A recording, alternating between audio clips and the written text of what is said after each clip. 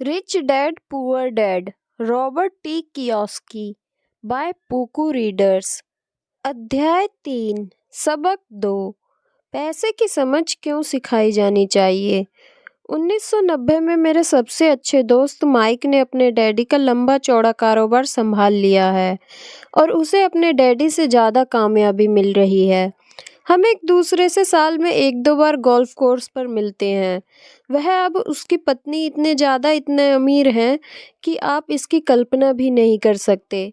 अमीर डैडी का साम्राज्य बहुत सुरक्षित हाथों में है और अब माइक अपने बेटे को उसी तरह सिखा रहा है जिस तरह से उसके डैडी ने हमें सिखाया था। 1994 में मैं 47 साल की उम्र में रिटायर हो गया और मेरी पत्नी किम उस वक्त 37 साल की थी। रिटायरमेंट का यह मतलब नहीं है कि हम काम नहीं करते या आगे काम नहीं करेंगे। इसका मतलब यह है कि जब तक कोई चमत्कार ही ना हो जाए तब तक हम काम करने या ना करने के लिए आज़ाद हैं। इसका कारण यह है कि हमारी दौलत अपने आप बढ़ती रहती है, मुद्रास्फीति की दर से कहीं ज़्यादा तेज रफ्तार से। मुझे लगता है कि आज़ादी इसी को कहते हैं। हमारी दौलत इतनी ज़्यादा है कि यह अपने आप बढ़ सकती है। यह पेड़ लगाने की तरह है। आप सालों तक इसे पानी देते हैं और एक दिन इसे आपकी ज़रूरत नहीं रह जाती। इसकी जड़ें ज़मीन में काफ़ी गहराई तक पहुंच जाती है। इसके बाद पेड़ आपके सुख के लिए छाया और फल देता है। माइक ने साम्राज्य चलाने का विकल्प चुना और मैंने रिटायर होने का। जब भी मैं लोगों से बातें करता हूँ तो वे अक्सर मुझसे सलाह मांगते हैं कि उन्हें क्या करना चाहिए, शुरुआत कहाँ से और कैसे की जाए। आपकी नज़र में कौन सी पुस्तक अच्छी रहेगी। हम अपने बच्चे को यह सबसे अमीर बिजनेसमैन 1923 में हमारे सबसे महान नेता और सबसे अमीर बिजनेसमैन शिकागो में एजवाटर बीच पर इकट्ठे हुए। ये लोग बहुत मशहूर थे। चार्ल्स श्वाब सबसे बड़े स्टील कंपनी के मुखिया थे। सैमुअल इंसुल दुनिया की सबसे बड़ी यूटिलिटी के अध्यक्ष थे। हॉवर्ड हॉब्सन सबसे बड़ी गैस कंपनी के मुखिया थे। आइवर क्रूजर दुनिया की सबसे बड़ी कंपनी में से एक इंटरनेशनल मैच कंपनी के अध्यक्ष थे। Leon Fraser Bank of International Settlement के अध्यक्ष थे। Richard Whitney New York Stock Exchange के मुखिया थे। ऑर्थर कॉटन और जेसी लिवरमोर सबसे बड़े दो स्टॉक स्पेकुलेटर्स यानी कि शेयर या कारोबार करने वाले थे और अल्बर्ट फॉल प्रेसिडेंट हार्डिंग के कैबिनेट में मंत्री थे। 25 साल बाद इनमें से 9 लोगों का अंत इस तरह हुआ। श्रॉब 5 साल तक कर्ज में डूबे रहने के बाद गरीबी में मरे। इंसुल की मौत विदेश में दिवालियेपन की हालत में हुई। क्रूजर और कॉटन भी गरीबी में मरे। हॉब्सन पागल हो गए। विटनी और अल्बर्ट फॉल उस समय जेल में से रिहा हुए थे। फेजर और लिवरमोर आत्महत्या कर चुके थे। शायद कोई भी ठीक से यह नहीं बता सकता कि इन लोगों के साथ ऐसा क्यों हुआ था। यह 1923 की बात है। हम इतना अंदाजा तो लगा सकते हैं कि यह 1929 के मार्केट क्रैश और बड़ी आर्थिक मंदी के ठीक पहले का समय था। मंदी का इन लोगों पर निश्चित रूप से बहुत ज़्यादा असर हुआ होगा। देखने वाली बात यह है कि आज हम इन लोगों से ज़्यादा मुश्किल समय में जी रहे हैं। परिवर्तन ज़्यादा तेज़ी से हो रहा है और पूरी दुनिया में हो रहा है। मुझे लगता है कि आने वाले 25 सालों में बहुत से ऐसे उतार चढ़ाव आएंगे जो इन लोगों द्वारा झेले गए उतार चढ़ावों की तरह ही होंगे। मुझे यह चिंता है कि बहुत से लोग सिर्फ पैसे पर अपना ध्यान लगाए बैठे हैं और अपनी सबसे बड़ी दौलत पर ध्यान नहीं दे रहे हैं, जिसका नाम है शिक्षा। अगर लोग लचीले होने, दिमाग खुला रखने और सीखने के लिए तैयार रहें तो इन परिवर्तनों के बावजूद वे बहुत अमीर बन सकते हैं। अगर लोग ये सोचेंगे कि पैसा ही उनकी समस्या को सुलझा सकता है तो ऐसे लोगों के लिए आगे आने वाले समय बहुत परेशानी भरा होगा। बुद्धि से समस्याएं सुलझती है और पैसा आता है। अगर आपके पास पैसे की समझ नहीं है तो पैसा चाहे आ भी जाए पर ज़्यादा देर तक नहीं टिकता। ज़्यादातर लोग जिंदगी भर यह नहीं समझ पाते कि असल बात यह नहीं है कि आप कितना पैसा कमा पाते हैं, बल्कि यह है कि आप कितना पैसा रख पाते हैं। हमने लॉटरी जीतने वाले उन लोगों की कहानियां सुनी हैं जो अचानक अमीर बन जाते हैं, पर कुछ समय बाद वे फिर से गरीब हो जाते हैं। ये लोग लाखों करोड़ों जीतते हैं, फिर वे लौटकर वहीं आ जाते हैं जहां से उन्होंने शुरू किया था। आपने उन व्यावसायिक एथलीट्स की कहानियां भी पढ़ी होंगी जो 24 साल की उम्र में हर साल करोड़ों डॉलर कमाते हैं और 34 साल की उम्र में उन्हें पुल के नीचे सोना पड़ता है। आज ही के अखबार में एक युवा बास्केटबॉल खिलाड़ी की खबर छपी है जो 1 साल पहले करोड़ों का मालिक था और आज वह शिकायत करता फिर रहा है कि उसके दोस्तों, वकीलों और अकाउंटेंट्स ने उसके पैसे हड़प लिए और इसी वजह से आज उसे बहुत कम मजदूरी पर कार धोने का काम करना पड़ रहा है। वह सिर्फ 29 साल का है। उसे कार धोने के काम से भी निकाल दिया गया। इसकी वजह यह थी कि उसे कार साफ करते समय अपनी चैंपियनशिप रिंग उतारने से मना कर दिया और इसलिए उसकी खबर अखबार में छप गई। वह अपने निकाले जाने का विरोध कर रहा है और कहता है कि यह भेदभाव है। अंगूठी ही तो है उसकी महान जिंदगी की इकलौती निशानी। उसका कहना है कि अगर आप इसकी अंगूठी उतरवा लेंगे तो उसके पास जिंदा रहने का कोई सहारा नहीं बचेगा और वह मर जाएगा। 1997 में मैं ऐसे बहुत से लोगों को जानता हूं जो नए नए करोड़पति बन रहे हैं। एक बार फिर यह 1920 के उछाल वाले दशक की याद दिला रहा देता है।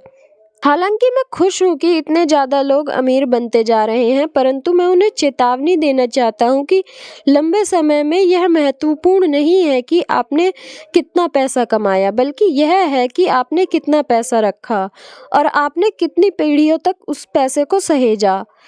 तो जब लोग मुझसे पूछते हैं कि हम किस तरह शुरू करें या मुझे बताइए कि जल्दी से अमीर कैसे बना जा सकता है, तो वे मेरे जवाब से बहुत निराश होते हैं।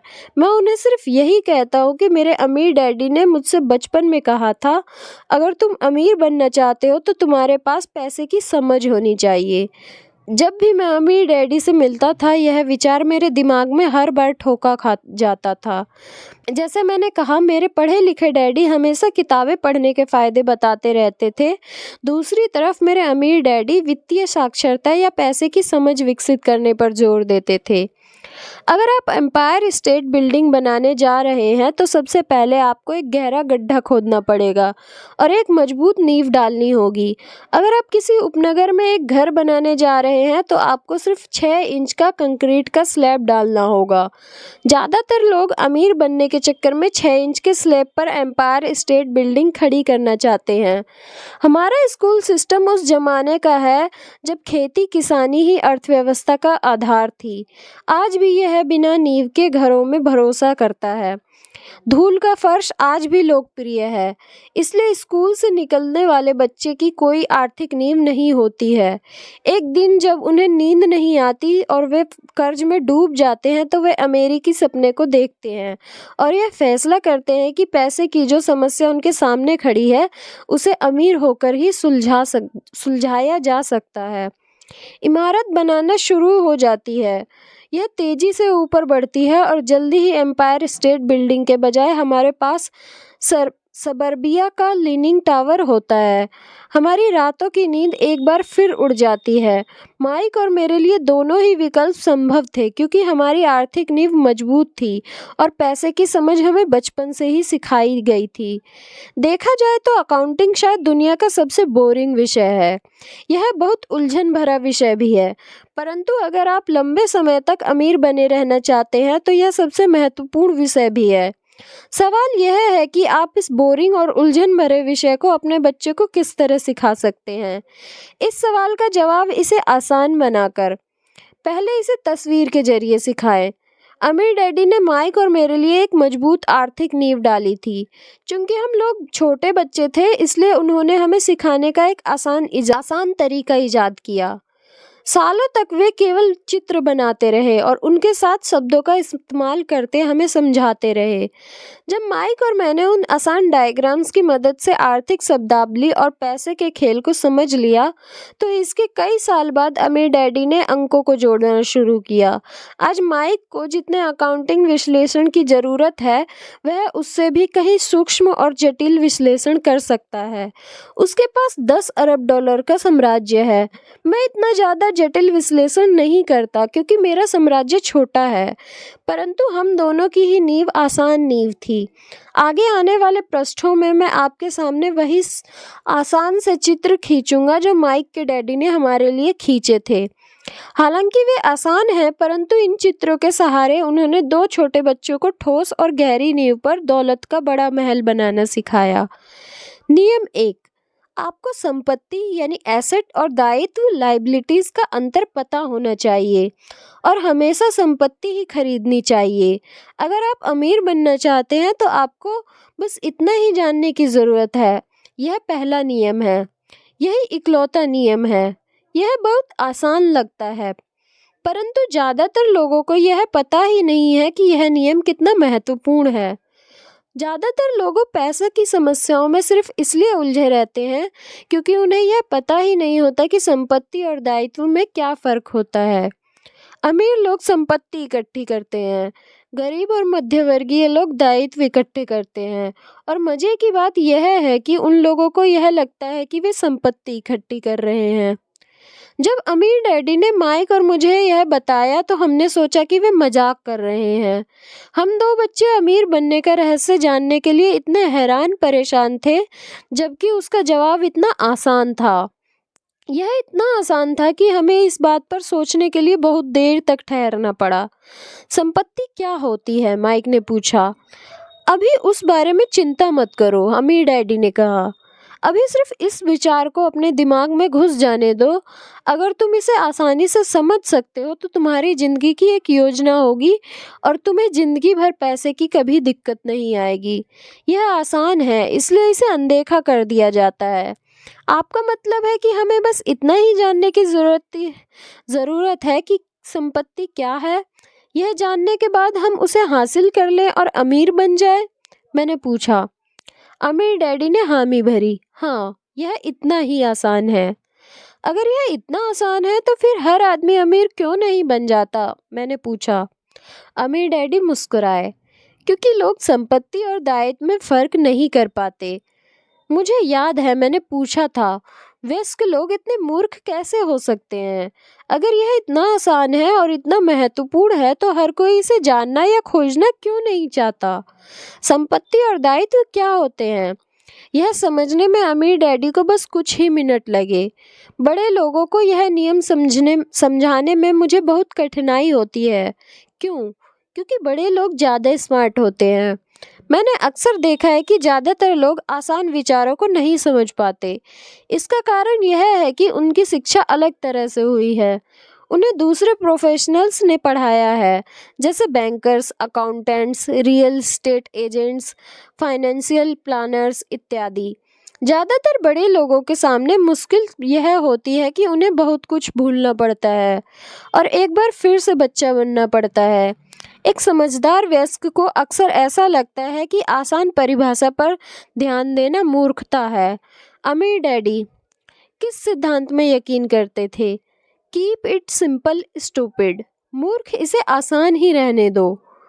इसलिए वे हम दो छोटे बच्चों को सबक को आसान बनाते थे और इस तरह उन्होंने हमारी पैसे की नींव को ज़्यादा मजबूत बना दिया। तो दिक्कत या उलझन किस बात से आती है? यह इतनी आसान चीज़ किस तरह कठिन बन जाती है? कोई ऐसी संपत्ति क्यों खरीदता है जो असल में दायित्व होती है? इसका जवाब हमें अपनी बुनियादी शिक्षा में मिलता है। हम साक्षरता शब्द पर ध्यान देते हैं और पैसे की साक्षरता को अनदेखा कर देते हैं। कोई वस्तु संपत्ति है या दायित्व, यह कैसे पता चलेगा? अगर आप सचमुच झंझट में फंसना चाहते हैं तो इन शब्दों को डिक्शनरी में देख लें। मैं जानता हूँ कि वहाँ दी हुई परिभाषाएं किसी अकाउंटेंट को अच्छी लगती होंगी, परंतु दिक्कत यह है कि आम आदमी उन्हें पूरी तरह से नहीं समझ पाता। फिर भी हम वयस्क लोग यह मानने में अपनी तौहीन समझते हैं कि कोई चीज़ हमें समझ में नहीं आ रही है। छोटे बच्चे को समझाते समय अमीर डैडी ने एक बार कहा था, संपत्ति को शब्दों के नहीं अंकों के द्वारा पढ़ा जाता है, और अगर आप अंकों को नहीं पढ़ सकते तो आपको संपत्ति और ज़मीन में खुदे गड्ढे में कोई फ़र्क महसूस नहीं होगा। अकाउंटिंग में अंक महत्वपूर्ण नहीं है, महत्वपूर्ण तो वह बात है जो अंक आपको बता रहे हैं। यह शब्दों की ही तरह है। शब्द महत्वपूर्ण नहीं होते, महत्वपूर्ण वह बात होती है जो शब्दों के जरिए बताई जाती है। कई लोग पढ़ते हैं परंतु ज़्यादा समझ नहीं पाते। यह रीडिंग कॉम्प्रिहेंशन या पढ़े हुए को समझने की काबिलियत होती है और इस क्षेत्र में हम सबकी अलग अलग काबिलियत होती है। उदाहरण के लिए मैंने हाल ही में एक नया वीसीआर खरीदा।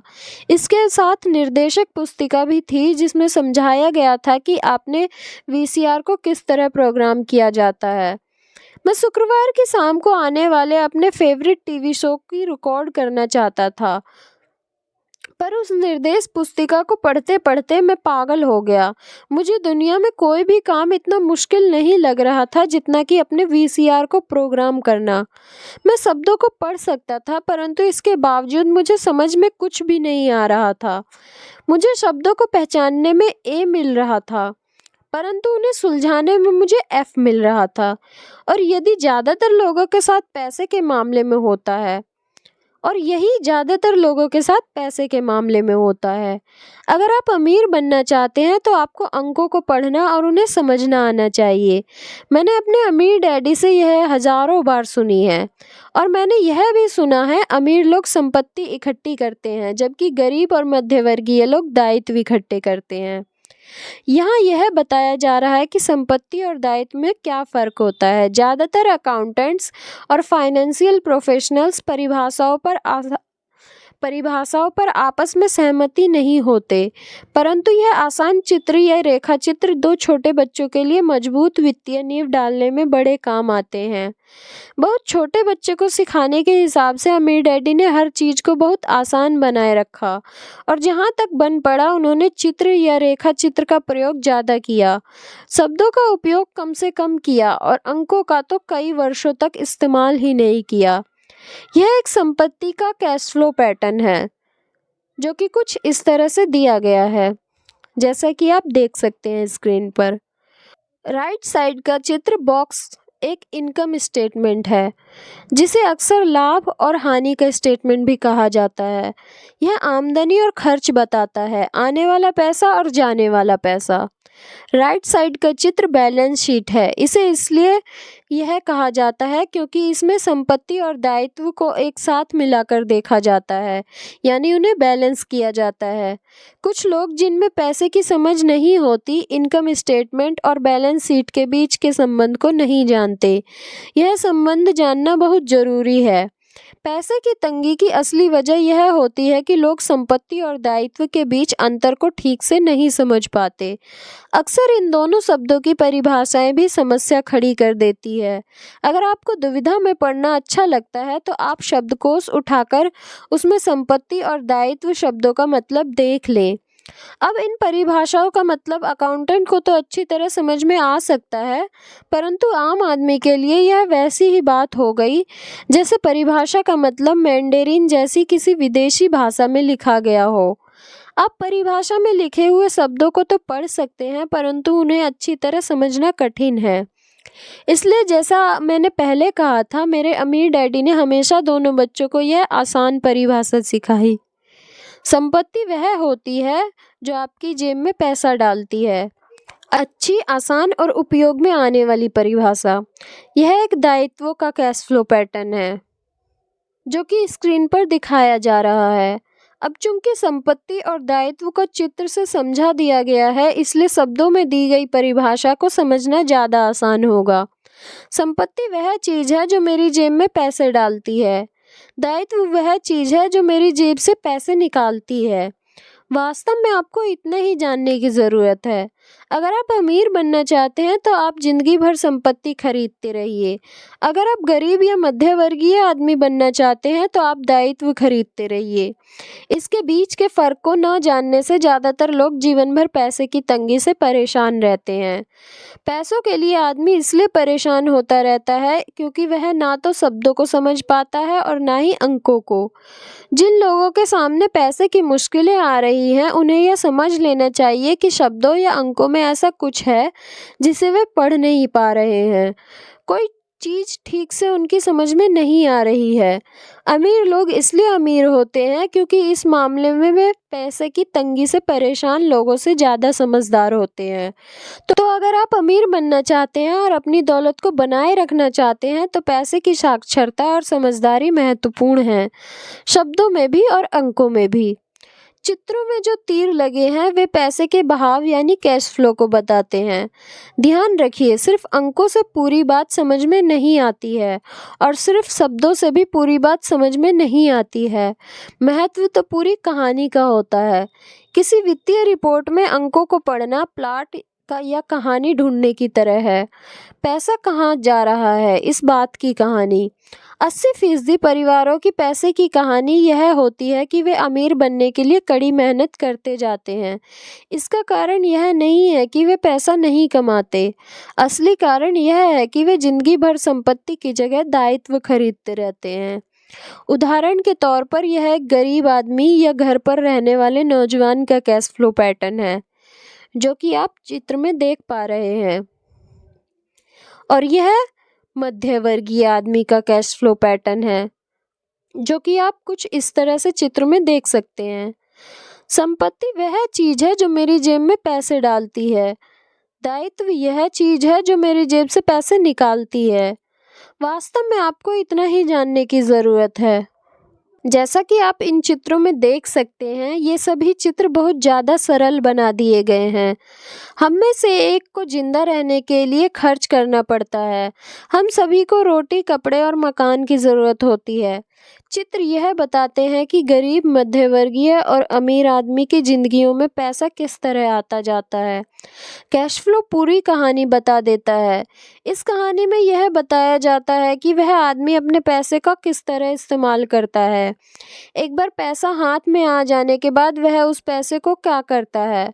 मैंने अपनी कहानी अमेरिका के सबसे अमीर व्यक्ति के लिए इसलिए शुरू की ताकि मैं यह बता सकूं कि इतने सारे लोगों की सोच में कहाँ गलती होती है। गलती यह होती है कि वे यह मानते हैं कि पैसे से सारी समस्याएं सुलझ जाती है। इसलिए जब लोग मुझसे फटाफट अमीर बनने के नुस्खे पूछते हैं तो मैं कांप जाता हूँ। यह है कि उन्हें कहाँ से शुरू करना चाहिए। मैं अक्सर सुनता हूँ कि मैं कर्ज में हूँ, इसलिए मुझे और ज़्यादा पैसे कमाने चाहिए। परंतु यह देखने में आया है कि ज़्यादा पैसे से समस्या नहीं सुलझती। सच कहा जाए तो इससे समस्या और ज़्यादा बढ़ सकती है। पैसा हमारी इंसानी कमजोरियों को अक्सर ज़्यादा उभार देता है। पैसा अक्सर हमारे ऐसे पहलू पर रोशनी डालता है जिसके बारे में हम अनजान रहते हैं।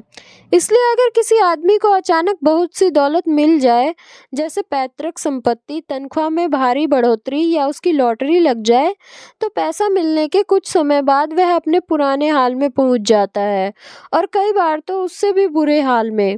पैसा आपके दिमाग में चल रहे कैश फ्लो पैटर्न को उजागर करता है।